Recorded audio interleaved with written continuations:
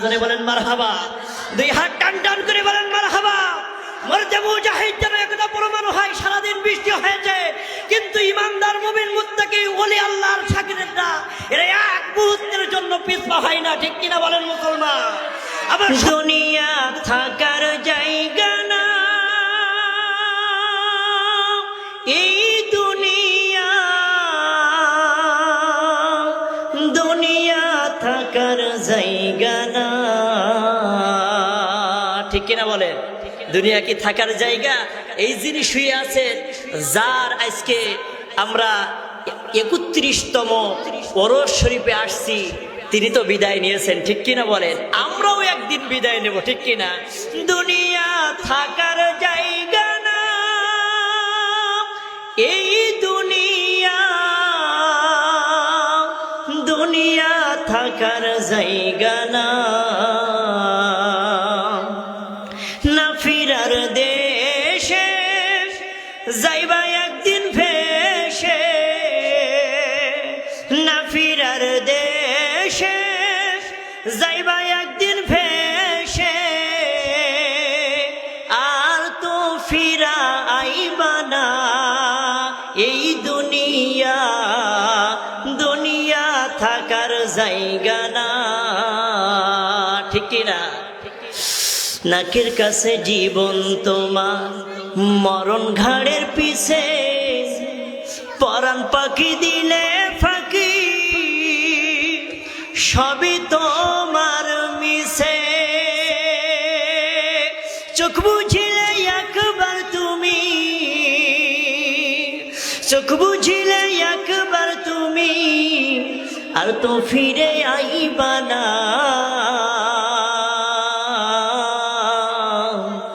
দুনিয়া থাকার জায়গা না, ঠিক কিনা বলেন? একটু দুই হাত টান টান করে বলেন, ঠিক কিনা? দুনিয়া থাকার জায়গা না, এই দুনিয়া দুনিয়া থাকার জায়গা না। আতর সাদা কাফন দিয়ে মোড়াই রাখবে দেহ, হইলে কবর তোমার খবর নিবে না আর কেহ। বাবা চলে গিয়েছে, দাদা চলে গিয়েছে, কত মানুষ আর তাদের খবর নেয় না, ঠিক কিনা? দিয়ে বলছে মুহাম্মদ, যদি সত্যিকারে নবী হও, দুনিয়াতে অনেক মুজিজা দেখিয়েছো, একটি বারের জন্য একটু আকাশে মুজিজা দেখা, ওই যে আকাশের চাঁদখানা দেখা যায়, এটা একটু দ্বিখণ্ডিত করে দেখা। বলেন রাসূল পারবে না? পারবে না? অবশ্যই পারবে। রাসূলুল্লাহ অপেক্ষা করছে কখন জিবরাইল আমিন ওহী নিয়ে আসবে। জিবরাইল আলাইহিস সালাতু ওয়াস সালাম ডাক দিয়ে বলছেন, নবীজি দেরি করেন কেন? শাহাদাত আঙ্গুলখানা বাহির করে আর আকাশের দিকে একটু এভাবে আঙ্গুল দ্বারা ইশারা করেন। আপনি ইশারা করবেন যখন, মুহূর্তের মধ্যে আকাশের ওই চাঁদখানা দ্বিখণ্ডিত হয়ে যাবে তখন। রাসূলুল্লাহ দেরি করে না, চাদরের নিচ থেকে বগলের মধ্য থেকে শাহাদাত আঙ্গুলখানা নবীজি আমার বাইর করলেন। রাসূলুল্লাহ বাইর করেছেন শাহাদাত আঙ্গুলখানা, আর বাইর করে ওই আকাশের চন্দ্রের দিকে এভাবে একটা ইশারা করেছেন। রাসূলুল্লাহ ইশারা করতে দেরি হয়েছে, আবু কুবাইস পাহাড়ের দুই পাদদেশে চাঁদ দ্বিখণ্ডিত হয়ে পড়ে যাইতে দেরি হলো না। আরো জোরে বলেন সুবহানাল্লাহ। সবাই ডাক দিয়ে বলছে, ইনি তো সেই ব্যক্তি। আবু জেহেল ডাক দিয়ে বলছে, হাবিব বিন মালিক টাকা বাইর করো। ওই যে 3 বস্তা নিয়েছে, আমি জানতাম আপনি আমাদের হুজুরের সাথে পারবেন। একটা মাত্র প্রশ্ন করেছি, এখন তো বাকি। আচ্ছা, আপনি আমাদের হুজুর কেমন জানেন? কেমন একটু বলেন না? আমাদের হুজুর সেই ব্যক্তি, আমাদের মুহাম্মদ সেই ব্যক্তি। একদিন ডালার মধ্যে আমি আবু জেহেল অনেকগুলি বড়ই নিয়ে মক্কার বাজারে যাচ্ছি। ভালো করে লক্ষ্য করবেন, আমি একদিন মক্কার বাজারে যাচ্ছি, আমার মাথার মধ্যে বড় একটা ডালা, ডালার মধ্যে বড়ই মানে কুল। আমার ভাতিজা মুহাম্মদ ডাক দিয়ে বলছে, চাচাজি আপনার ওই মাথার মধ্যে ডালার মধ্যে কি একটু বলেন না? আমি চিন্তা করেছি আমার ভাতিজা ইয়েতিম, ও হয়তো একটু বড়ই চাইতে পারে। আমি ডাক দিয়ে বলছি, ভাতিজারে আমার মাথার মধ্যে অনেকগুলি পাথরের নুড়ি। কি? এই জোরে বলেন, কি? আমার মাথার মধ্যে পাথরের অনেকগুলি নুড়ি। আমার ভাতিজা বলছে, চাচা ওগুলো কি করবে? মক্কার বাজারে নিয়ে যায় বিক্রি করার জন্য। চাচা মক্কার বাজারে কি পাথর বিক্রি হয় নাকি? হ্যাঁ বিক্রি করবে, এগুলো দামি পাথর। আমার ভাতিজা কিছুই বলে না, শুধু জবান দিয়ে আমার ভাতিজা বলছে, তাই যেন হয়। আমি মক্কার বাজারে চলে গিয়েছি আর আমার মাথা থেকে ডালাটা নামিয়েছি। নামিয়ে ডালাটা আমি আলগা করে দেখতে পেলাম আমি ডালা ভর্তি বড়ই নিয়ে আসছিলাম, কিন্তু আমার ডালার মধ্যে আর একটাই বড় নেই, একটাও বড়ই নেই। আমার ডালার মধ্যে সব বড়ইগুলি পাথরের নুড়ি হয়ে গিয়েছে। আবু জাহেল লাগ দিয়ে বলছে, এই হাবিব বিন মালিক, শুধু কি তাই? এই ব্যক্তি আমাদের এই মুহাম্মদ কিন্তু যাই তাই মানুষ না। আরেকটা বলেন, তাহলে শুনবা। আরেকটা বলেন, আমি একদিন আমার ভাতিজাকে ডাক দিয়ে বলছি, ভাতিজা বলো তোমার হাতের মধ্যে কি? আমার ভাতিজা ডাক দিয়ে বলছে, চাচা আমি নিজে না বলে তোমার হাতের মুঠের মধ্যে যা রয়েছে সেই যদি সাক্ষ্য দেয় আমি রাসূল, কালিমা পড়বেন নাকি? হ্যাঁ লাগ দিয়ে বলছে, ভাতিজা অবশ্যই কালিমা পড়ব। হাতের মধ্যে থেকে খেজুর জবান ছেড়ে দিয়ে বলছে, আশহাদু আল্লা ইলাহা ইল্লাল্লাহ, আসসালাতু আসসালামু আলাইকা ইয়া রাসূলুল্লাহ। তাই নাকি? আমি তখন ডাক দিয়ে বলছি, ভাতিজা তুমি এত বড় জাদুকর, এখানেও জাদু করেছো নাকি? না গো চাচা না। আমি আবু জেহেল ডাক দিয়ে বললাম, ভাতিজা এই যে খেজুরখানা, এই খেজুরটা জমিনে পুঁতে দিয়ে তুমি যদি আবার এখান থেকে খেজুর গাছ তৈরি করে আবার ওই খেজুর গাছে যদি আবার খেজুর ধরাতে পারো আমি কালেমা পড়বো। চাচা তাই নাকি? হ্যাঁ। রাসূলুল্লাহ খেজুরখানা হাতে নিলে আর বিসমিল্লাহ বলে মাটির মধ্যে রাসূলুল্লাহ বপন করতে দেরি হলো, মুহূর্তের মধ্যে খেজুর গাছ তৈরি হয়ে থোকায় থোকায় খেজুর গুলো ধরে চারটা এক্ষুনি জোড়া লাগাই দাও। নিলাম মাস্টার মাইকেল কলিং, যারা আকাশের চাঁদে গিয়েছে আমরা পড়েছি বইতে, ঠিক কিনা? এনারা এসে বলতেছে রাসূলুল্লাহ ওই যে হাতের ইশারায় চাঁদ দ্বিখণ্ডিত করেছিলেন, সেই থেকেই চাঁদের মধ্যে একটা ফাটলের দাগ এখনো বিদ্যমান। সুবহানাল্লাহ বলে। আবু জাহেল ডাক দিয়ে বলছেন, হাবিব বিন মালিক এক্ষুনি মুহাম্মদকে বলো আকাশের ওই চারটা যেন জোড়া লাগায় দেয়। রাসূলুল্লাহ আবার শাহাদাত আঙ্গুলখানা উঁচু করে ইশারা করলেন, মুহূর্তের মধ্যে আকাশের ওই চারটা আবার জোড়া লেগে গেল। শুধু কি তাই, রাসূলুল্লাহ আঙ্গুলের ইশারায় সূর্য ডুবে যাওয়া থেকে আবার উদিত হয়েছিল। আপনারা জানেন নাকি, শুনেছেন নাকি কোনদিন হযরতে আলী রাদিয়াল্লাহু তাআলা আনহু আর রাসূলুল্লাহ একসাথে যুদ্ধের ময়দান থেকে আসছে। রাসূলুল্লাহ ডাক দিয়ে বলছে, আলী আমার শরীরটা বড্ড ক্লান্ত রে আলী, তোমার উরুতের উপরে যদি আমি রাসূল একটু বিশ্রাম নিতে পারতাম আমার বড্ড ভালো লাগতো।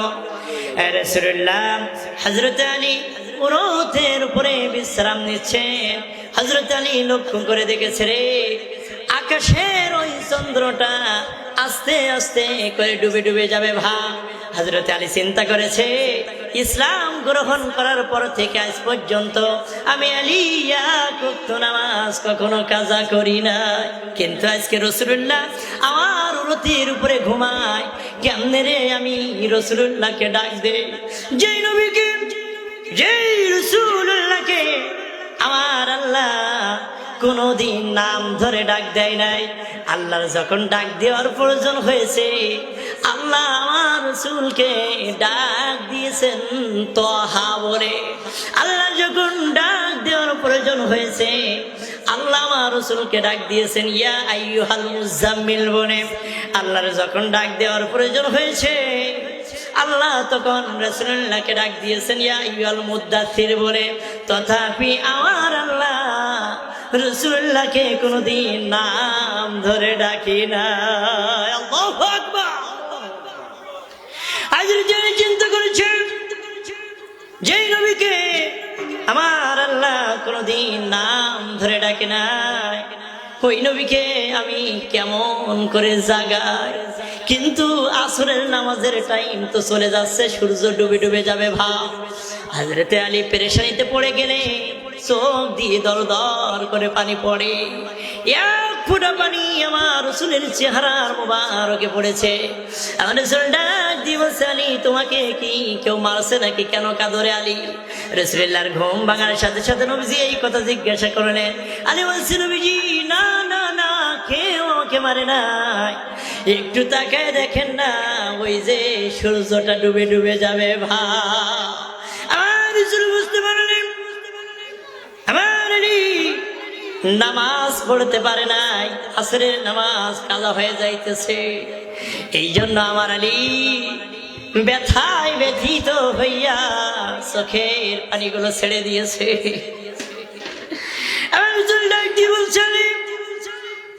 তুমি কি আমাকে ঈসা রূহুল্লাহ মনে করেছো নাকি? তুমি কি আমাকে ইব্রাহিম খলিলুল্লাহ মনে করেছো নাকি? তুমি কি আমাকে মুসা কালিমুল্লাহ মনে করেছো নাকি? আমার সম্মান আল্লাহ বেশি বৃদ্ধি করে দিয়েছে। যে আল্লাহকে দেখার জন্য মুসা তুর পাহাড়ে গিয়েছিল, দেখতে পারে না, সে আল্লাহ দিদার দেওয়ার জন্য স্বয়ং আমাকে ডাকলেন আরশে আজিমে। আমার সম্মান মর্যাদা আল্লাহ রাব্বুল আলামিন অনেক বৃদ্ধি করে দিয়েছেন। রে আলী, তুমি কি মনে করেছো আল্লাহ রাসূল শাহাদাত আঙ্গুল খাড়া উঁচু করলেন, সূর্যের দিকে উঁচু করে আমার রাসূল ইশারা করে বললেন, সূর্য রে, আল্লাহর হুকুমে আসরের টাইমের জায়গায় চলে আসো। কিতাব প্রমাণ করে সূর্যটা কাঁপতে কাঁপতে আবার আসরের টাইমের জায়গায় চলে আসছে। হযরত আলী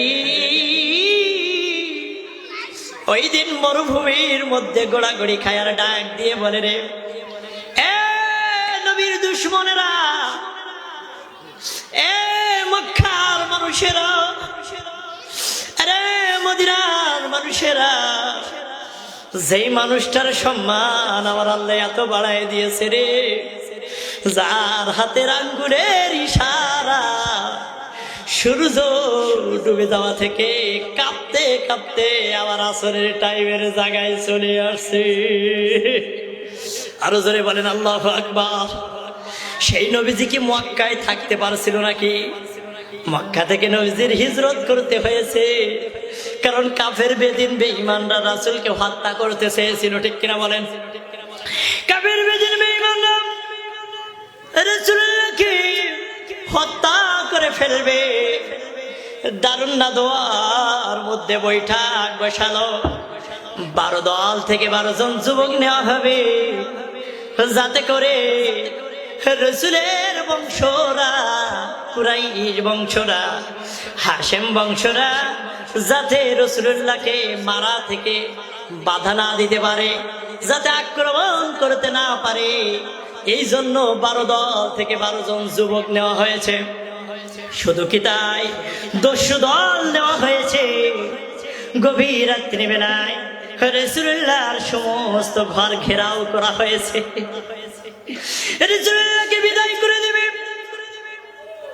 রাসূলুল্লাহকে হত্যা করে ফেলবে, রাসূলুল্লাহকে আর বাঁচতে দেবে না। আর আল্লাহ আগেই থেকেই রাসূলুল্লাহকে জানিয়ে দিয়েছিলেন হিজরত করতে হবে। এক এক করতে করতে মুসলমানেরা মক্কা থেকে মদিনাতে চলে গিয়েছে। 3 জন মাত্র ব্যক্তি এখনো অবশিষ্ট, আবু বকর, আলী আর আমার রাসূল। গভীর রাতের বেলা রাসূলুল্লাহর সমস্ত ঘর যখন ঘেরাও করে রেখেছে, আল্লাহ বলছেন, রাসূল আমার, হাবিব আমার, দোস্ত আমার, সব সহ্য হয় কিন্তু তোমার আঘাত সহ্য হয় না। নবীজি, মক্কা থেকে মদিনাতে আপনার হিজরত করা লাগবে। নবীজি আমার হিজরত করবে। যে জায়গায় রাসূলুল্লাহ শয়ন করতেন ওই জায়গায় আলীকে শয়ন করায় দিলে, আর রাসূলুল্লাহ বাইর হবেন যখন সূরা ইয়াসিন নবীজি তেলাওয়াত করে দিলেন, ঠিক তখন নবীজি সূরা ইয়াসিন তেলাওয়াত করেন। হুজরার মধ্য থেকে নবীজি যখন বাইর হয়েছে, লক্ষ্য করে দেখতে পেলেন চতুর্দিক হুজরা সব ঘেরাও করে রেখেছে। চতুর্দিকে ঘেরাও করে রাখা। নবীজি, আপনি সাইডে যান, সাইডে যান, যান যান যান, এত মানুষগুলো কথা শুনছে। জি, নবীজি হুজরার মধ্য থেকে যখন বাইর হয়েছে, লক্ষ্য করে দেখতে পেলেন কি, আপনাদের মনোযোগ আছে আমার দিকে? একটু দুরূদ শরীফ পড়েন। আল্লাহুম্মা সাল্লি আলা সাইয়্যিদিনা মাওলানা মুহাম্মাদ ওয়া আলা আলি সাইয়্যিদিনা হাবিবানা মুহাম্মদ। আমার দয়ালু নবী, প্রেমের সহবী, আহার আসবে না জগতে, ঠিক কিনা বলে? আমার দয়ালু নবী, প্রেমের সহবী, আহার আসবে না জগতে। হাসর দিনে উম্মত বিনে, হাসর দিনে উম্মত বিনে, যাবে না নবীজি বেহেশতে। আমার আল্লাহর নবী, প্রেমের সহবী, আহার আসবে না জগতে, ঠিক কিনা? একটু 2 হাত নাড়া দেন তো। আমার আল্লাহর নবী, প্রেমের সহবী, আহার আসবে না জগতে। 63 সাল জিন্দেগি কাছে বলে উম্মতি, 63 সাল জিন্দেগি কাছে বলে উম্মতি, আহার আসবে না নবী জগতে। আল্লাহর নবী, প্রেমের সহবী, আহার আসবে না জগতে, ঠিক কিনা বলেন? রাসূলুল্লাহ মক্কা থেকে মদিনাতে হিজরত করবেন। বাইরে দেখতে পেলেন চতুর্দিকে সবাই ঘেরাও করে রাখছে। রাসূলুল্লাহ সূরা ইয়াসিন তেলাওয়াত করেন, ইয়াসিন ওয়াল কুরআনিল হাকীম। রাসূলুল্লাহ সূরা ইয়াসিন তেলাওয়াত করেছেন। আল্লাহ ডাক দিয়ে বলেন, নবীজি 1 মুঠো বালি নিন। নবীজি 1 মুঠো বালি নিলে আর পড়লেন ফাগশাইনাহুম ফাহুম লা ইউবসিরু। রাসূলুল্লাহ বালি খেলে ছুঁড়ে মারলেন, আমার আল্লাহ ওই বালি সকল দস্যু কাফেরদের চোখের মধ্যে পৌঁছায় দিলে। সবাই চোখ ডোলাই ব্যস্ত। আর রাসূলুল্লাহ এই ফাঁকে হুজরা থেকে বাইর হয়ে গেলেন আবু বকরের বাড়িতে। আবু বকরের হুজরায় করাঘাত করলে, আবু বকর রে, আমি রাসূল এসেছি। রাসূল সালাম দিতে দেরি হলো, আবু বকরের হুজরার দরজা খুলতে দেরি হলো না। আবু বকর হুজরার দরজা খাড়া খুলে দিয়েছে। নবীজি ডাক দিয়ে বলছে, আবু বকর বুঝলাম না এত গভীর রাত্রিতে সালাম দেওয়ার সাথে সাথে কেমনে রে হুজরা খুললা? ওগো নবীজি 3টি মাস আগে বলেছিলেন আবু বকর হিজরত করা লাগতে পারে। ওই দিন থেকে আমি আবু বকর এক রাতের জন্য আর বিছানায় পিঠ লাগাইনি। আপনি নবী আমার হুজরার সামনে এসে ডাকবে আর আমি হুজরার দরজা খুলতে দেরি করব, আমার আল্লাহ এই বেয়াদবি সহ্য করবে না। আরে নবী প্রেম ছিল এদের মধ্যে, কলিজা দিয়ে দেবে কিন্তু নবীর ভালোবাসা কমতি করবে না। আবু বকর আর রাসূল দুইজন রওনা দিয়ে দিলেন মক্কা ছেড়ে মদিনাতে। এদিকে ঘোষণা করে দেওয়া হলো, মুহাম্মদকে পাওয়া যখন হত্যা করবা তখন যে হত্যা করতে পারবে 100 উষ্টি পুরস্কার দেওয়া হবে। রাসূলুল্লাহ আবু বকর সারা রাত ঘোড়াতে সফর করার পরে ওই গুহার মধ্যে অবস্থান করলে, গুহার মধ্যে অবস্থান করে একদল দস্যু ওই গুহার নিকটে আসছে। আর লক্ষ্য করে দেখলো রে গুহার মুখে মাকড়সায় জাল বুনেছে। গুহার ভিতর থেকে কবুতর উড়ে যায়। ওরা চিন্তা করেছে এই জায়গায় যদি রাসূল ঢুকতো এখানে তো মাকড়সা জাল বুনতে পারতো না, জাল ছিন্ন ভিন্ন থাকতো, আর কবুতর তো এই জায়গায় বাসা বাঁধতে পারতো না, ঠিক কিনা? কবুতরে বাঁধিল বাসা গুহার ভিতর, মাকড়সাতে বুনিল যা গুহার উপর। ওই মদিনার পথের আমার, ওই মদিনার পথে হিজরত করতে চলেছে নবীজি। চলছে না ধারাতে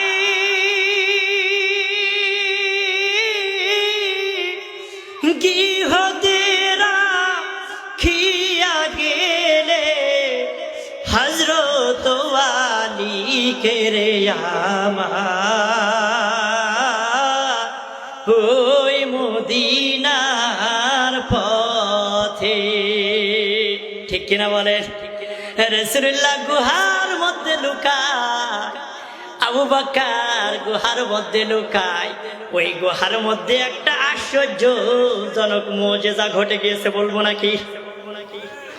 একটা সাপ ওই গুহার মধ্যে রাসূলের আশিক ছিল।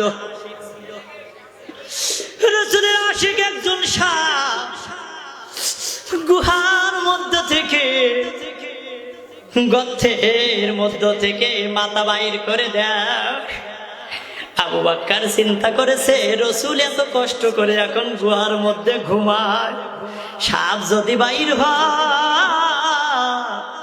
আমার রাসূলের ঘুম ভেঙে যাবে, সাপ বেয়াদবি করবে, দংশন করবে। আবু বকর ওই গর্তের মধ্যে এমন ভাবে পা দিয়ে চেপে রাখলে সাপ দংশন করে, দংশন করে রে, এক নয় দুই নয়, দংশন করতে করতে আবু বকরের চক্ষু লাল বর্ণ হয়ে গিয়েছে, পশমের গোড়া দিয়ে বিষের কারণে ঘাম টপ টপ করে পড়ে, একটা ফোঁটা ঘাম আমার দয়ার নবীর চেহারার উপরে পড়েছে। আমার নবীর ঘুমটা ভেঙে গিয়েছে, ডাক দিয়ে বলছে, আবু বকর এমন অবস্থা কেন হইল? নবীজি বেয়াদবি মাফ করবে, একটা সাপ বাইর হওয়ার চেষ্টা করছে, আপনার ঘুম ভাঙবে বলে আমি ওই জায়গায় পা দিয়ে আটকায় রাখছি। আর নবীজি ডাক দিয়ে বললেন, আবু বকর পা সরাই দাও, এই সাপটা আমি রাসূলের একজন আসে। সাপ বাইর হলো, রাসূলকে সালাম জানালো। আমার রাসূল থুতু মোবারক আবু বকরে দংশনকৃত জায়গায় লাগাই দিলেন, আবু বকর সুস্থ হয়ে গেলে। নবীজি মদিনার দিকে এবার 3 দিন পরে গুহার থেকে বাইরে হয়ে হিজরত করতেছে। মদিনার সবাই চায় রাসূল আমার বাড়িতে আসুক, সবাই চায় রাসূল আমার বাড়ির মেহমান হোক। নবী বলছে, শোনো, আমি যে ঘোড়াটির উপরে সওয়ার হচ্ছি, এই ঘোড়াটি যার বাড়ির সামনে দাঁড়াবে আমি রাসূল তার বাড়ির মেহমান হব। মদিনার বাচ্চারা রাস্তায় বাইর হয়ে এসেছে, ডাক দিয়ে বলছে, ওরে কে এলো মদিনায় রাসূল নামে। আল্লাহু আকবার। গালেতে তসবির মালা,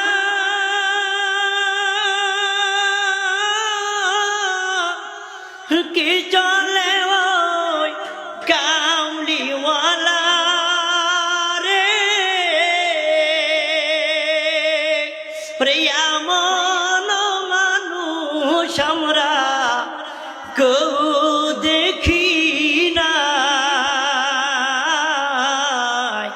কে এলো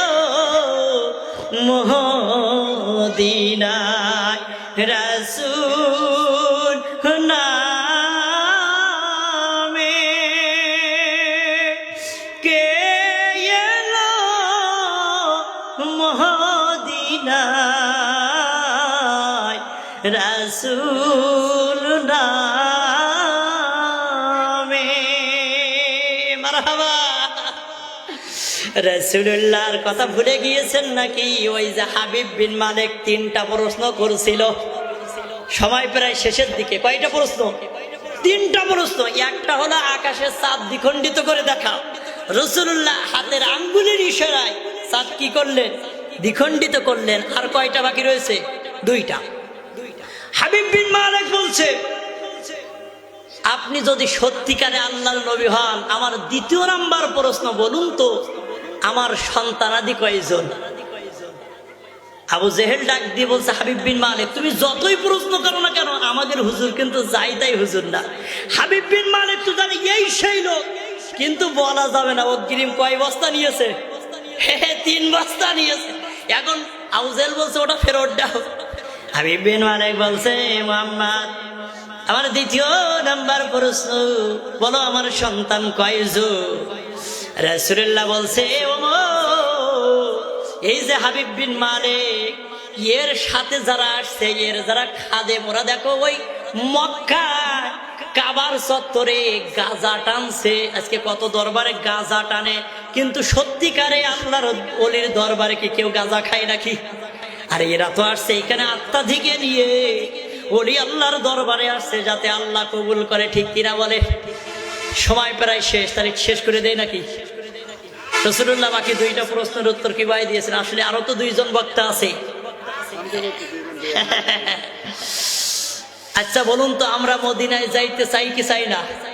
আমাদের হৃদয়ে আছে মদিনাওয়ালা, ঠিক কিনা? আমরা মদিনার আশিক, ঠিক কিনা?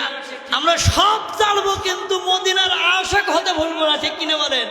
সোনার মদিনা আমার প্রাণের মদিনা, সবে ভুলিব কিন্তু তোমায় ভুলতে পারি না, ঠিক কিনা বলেন? সোনার মদিনা আমার প্রাণের মদিনা, সব ভুলিব কিন্তু তোমায় ভুলতে পারি না। নারায়ে তাকবীর, নারায়ে